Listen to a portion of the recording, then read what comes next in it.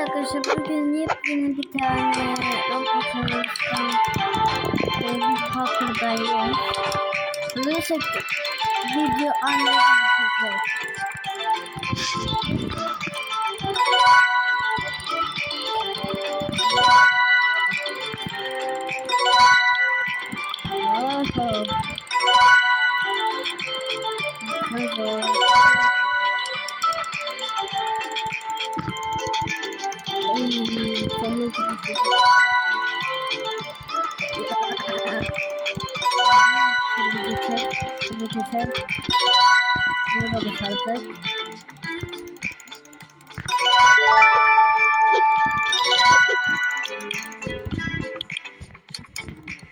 Şeyler kazandık.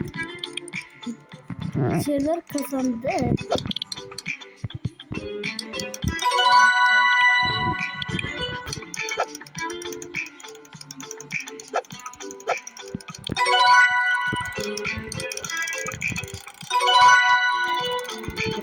Biraz değil.